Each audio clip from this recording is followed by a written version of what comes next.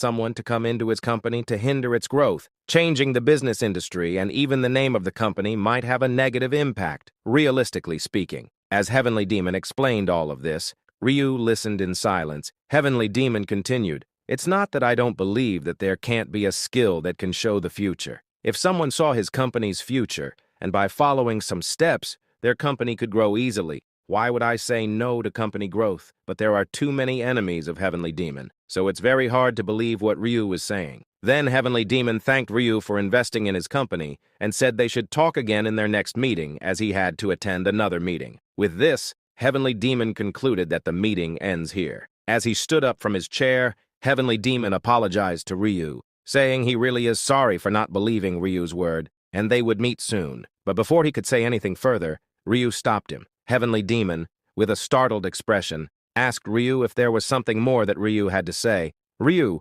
now really annoyed, thought that there was only one way left to prove he could see the future. He turned his gaze toward Heavenly Demon and said he wasn't going to reveal this information because it was worth billions, but he had no choice but to say it to prove he wasn't some scam. He was going to share what would happen on the 4th floor. He had important intel on the 4th round. As soon as Heavenly Demon heard this, he was in shock and surprise. He once again sat in the chair, and the bodyguard remained silent. Heavenly Demon, still in shock, asked Ryu if he was telling the truth. Ryu replied affirmatively. Just a few days before, he saw in his vision the tragedy that would happen on the 4th round. With a confident smile on his face, Ryu explained that this information should be enough to prove that he could indeed see the future. Heavenly Demon didn't share the intel with Ryu to gain the trust of Heavenly Demon. The scene then shifts, and a few minutes have passed. The bodyguard was apologizing to Heavenly Demon, expressing his regret for his behavior during the meeting when he got angry and shouted. Heavenly Demon turned toward the bodyguard with a polite smile and tone,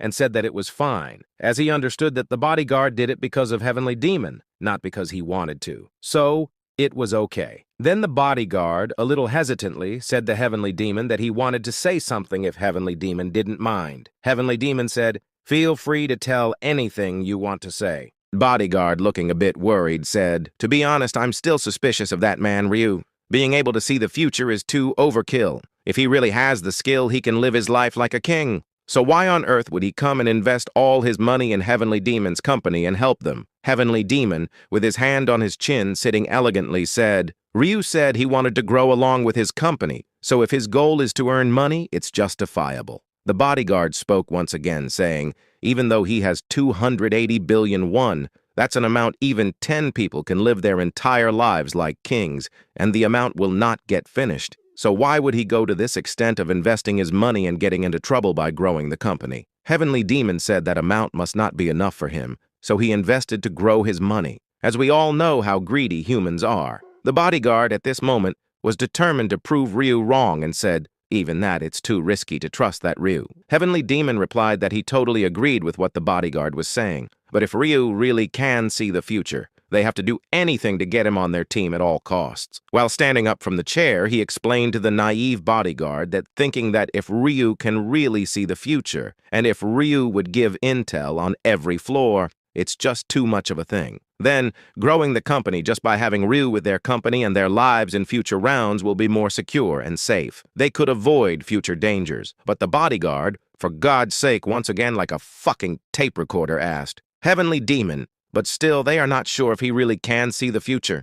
With a confident smile, Heavenly Demon replied, "They will find out if Ryu was really telling the truth or not in time when they will enter round 4. Meanwhile, we see Ryu walking on the street, his hand in his pocket, looking like a prince. Ryu explained that after round 4 ends, Heavenly Demon and that annoying bodyguard will get convinced that he can indeed see the future. Then he can manipulate them, so his plan worked big time. Then, while looking at the hotel, Ryu says he didn't share extremely important information like side quests or any hidden and important information that will get them into top ranks. Then, we got a flashback where Ryu explains to Heavenly Demon that on round 4, there will be no quest related to killing monsters. In fact, there will not be a single monster present. There will be a massacre among players, and Heavenly Demon and the bodyguard must not be negligent of their surroundings. Now, back to the present, as Ryu was walking, he thought to himself that that should have been enough to prove that he can indeed see the future. And after round 4, they will start to treat Ryu differently. They will treat him with utmost respect and protect him because he can see the future, as no one would